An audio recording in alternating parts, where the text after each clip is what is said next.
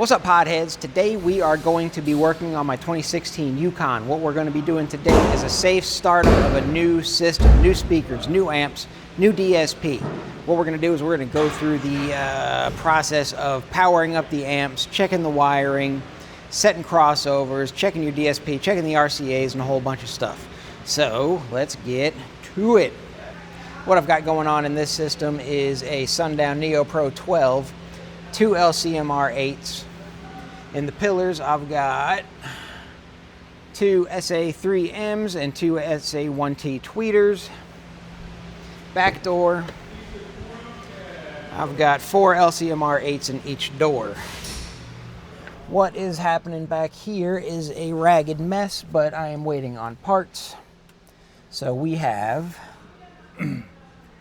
two SAE amplifiers there, one for the mids and tweeters, one for the front door, one for the rear door. We're going to go through powering it up and setting everything up safely. Cool. Well, let's go. Before we power anything up, right, because this is the most important, this is where it goes bad real quick. Before we power anything up, I'm going to disconnect not all the speaker wires, but one of the two, right? Either the positive or the negative of each speaker from the amplifier. Reason for this is because I want to know what's coming out of the amplifier before any of that signal goes to the speaker. Reason is, it is very possible that you turn your system on with the speakers hooked up and maybe you got something wired wrong, right? You got a short somewhere. Or the gains somehow on the amplifier are turned all the way up and you just blow your stuff up, right? So first thing we're going to do now is go ahead and unhook one leg of the speakers from the amp. I'm going to do the negative wire from each one just because that's what I want to do. Now all that's done, another good step, another thing to do would be to use your multimeter and check the impedance on all of your speakers to make sure that, yes, you don't have anything wired incorrectly. Make sure that the ohm loads are what you're expecting them to be, 2 ohm, 4 ohm, 8 ohm, whatever, right? So using my multimeter, what I will do is I will probe the positive and negative of each one, okay? So I don't know if we're going to be able to see that. I got to get my multimeter cam set up, but what we'll do is we'll look at the first one. So the first one, and one of these days I'll get a shrink tube printer, but this is the tweeter on the pillar, all right?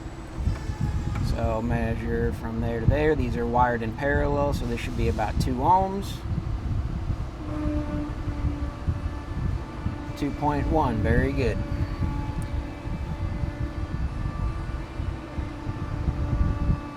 Takes a little bit to get it. 2.1, very good. These are now for the mid-range speakers. These should be 2 ohm as well. 2 4 ohms wired in parallel. Yep, 2 ohm. And 2 ohm, hopefully.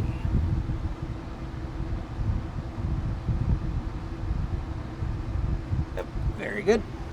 And we'll do the same thing for all the other speakers. 4 ohm, very good. Now the rear door speakers I have wired up. There's 4 ohm speakers. 2 are wired.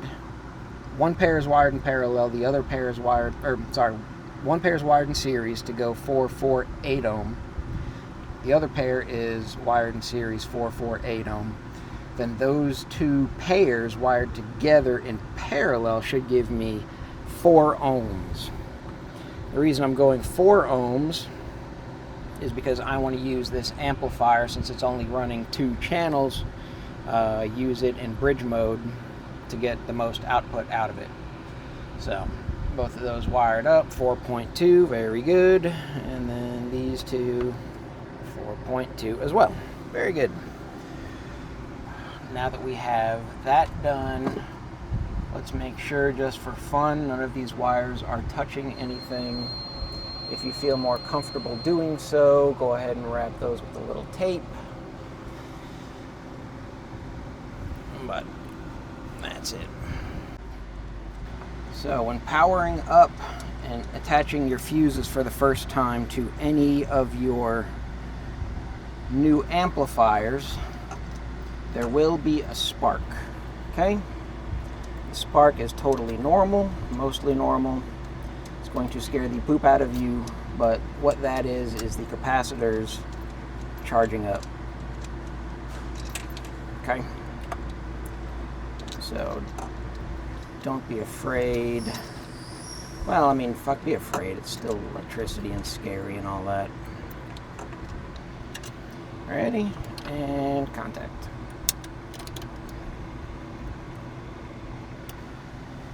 A little bit of spark, a little bit of fun, a little bit of fireworks. Once the capacitors are charged up, that won't happen again. If you want to avoid the spark, what you can do is get a 12-volt light bulb or something else like a resistor that has a high resistance and touch it, and what that will do is that will slow the rush of current into those capacitors and prevent the spark from happening.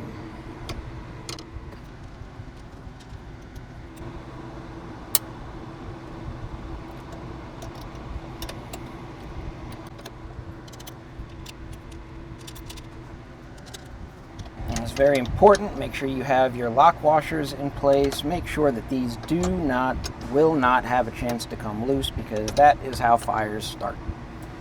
Most car fires or audio related electrical fires come from loose connections.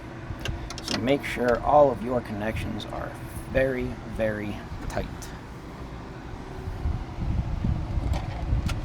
Ow, light attack. Motherfucker. And pop.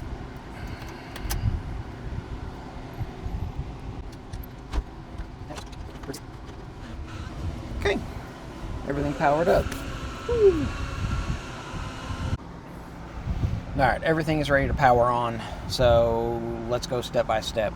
First thing we're going to do is turn the power on.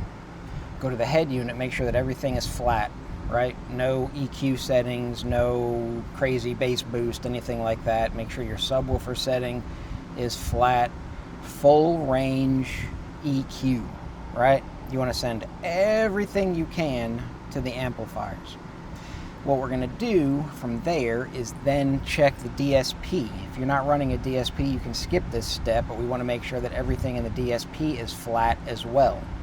So that way, when we make our adjustments, we can make sure that we're adjusting correctly, right?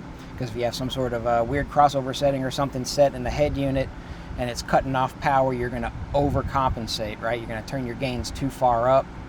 Then you're playing your music, you're going to realize, oh, that setting was there. You're going to forget you did the gains that way. You're going to change the settings on the head unit and then blow stuff up. So, head unit on, make sure everything is flat. DSP, if you have one on, make sure everything is flat. Okay? Next thing we're going to do is check the volume on the head unit. I know the head unit I have can go all the way up to its maximum volume without clipping coming out of the RCAs. But for your head unit, you may want to check that, right? Put a multimeter probe on the RCAs coming out of the head unit, turn the volume up, and see if there is a voltage spike, voltage flatness, right? I have a multimeter with an oscilloscope. If you don't have one, get one. They're cheap, they're great, they're easy to use. And then that way you can visualize the wave coming out of the head unit to make sure that in anything, which is what we're going to do today, make sure that you have a nice clean signal coming out of every piece of equipment. Great, great. So now, power on the car,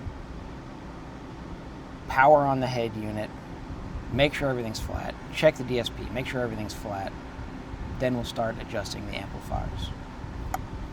Scary. Alright, and yes, I'm watching Rawcat go through the Down for Sound Easy DSP because I've never used one before, and he does a great job of explaining it.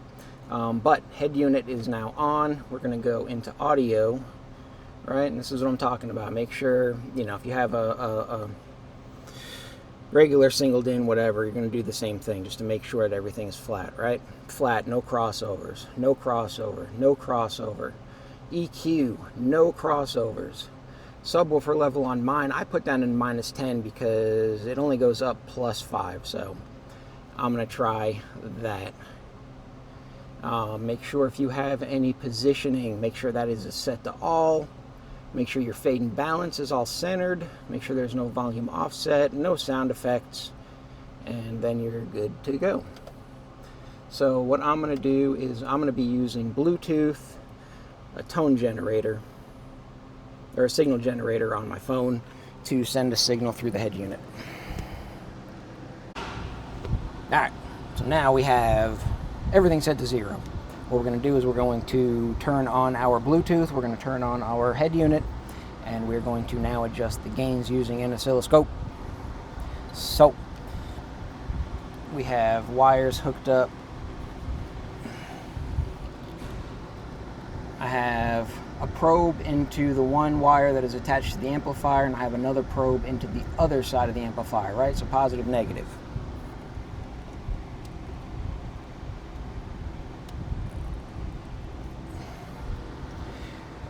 Now with my signal generator app, I'm going to turn the volume all the way up on my head unit.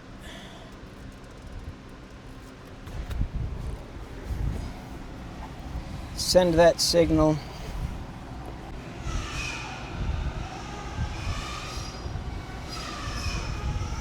Now we will adjust the gains while recording the oscilloscope.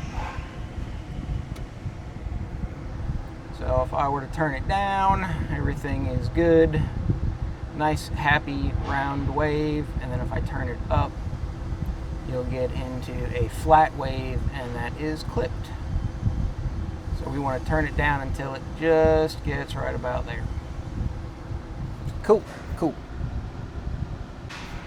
Alright, now that all the gains are set on all the amplifiers, it is very important before you hook the wires up, make sure the volume on your head unit is turned down, okay? This is wicked important. Before you hook the wires up, make sure the volume on your head unit is turned down, because we just had it at full tilt. Testing the gains, make sure the volume on your head unit is turned down. I'm not going to say it enough, because if you forget that point and you turn everything on, everything may catch on fire, okay? It could be very bad. So, because we got more adjustments to do after we do that. Right now we just set the max levels on all the amplifiers. If you do not have a DSP and you are running tweeters or anything that is sensitive to lower frequency, like a tweeter, like a small mid-range, please make sure you have either a bass blocker, like a capacitor, installed on your tweeters, or set your high pass crossover correctly on your amplifier now, okay? Because if you don't do that and you turn everything on and you try to play bass notes through a tweeter, the tweeter's just not gonna get, it's just poof. Okay, cool, very good. So now I'm gonna go ahead and I'm gonna hook all the wires and stuff back up. After I turn my head unit volume down, I'm gonna hook all the wires back up, and now we'll be able to begin tuning on our stereo. That's where it gets fun. Everything else was kind of scary, but I think now we're good. Cool, cool. All right. So now we got everything plugged in, everything turned on. What we're gonna do now is we're gonna go over starting out with a DSP. If you don't have a DSP, I'm gonna do a different video on how to tune a car without a DSP. That'll be in the future. But for now, we're going to focus on the Down for Sound Easy DSP and go over the beginner basics on how to get started, at least get your system running safely, right? And that's the key, is safe. Because we want to make sure that all of our channels are listed correctly, make sure that we know we're controlling the tweeters, make sure we know we're controlling the mids, and everything else. Why is that important? Because if you don't set the crossovers correctly on the tweeters, you can easily blow your tweeters, and that's what we don't want to do. Okay? So, what we'll do now is, first thing we're going to do is we're going to go into the laptop. All right? I'll try to get this straight down here.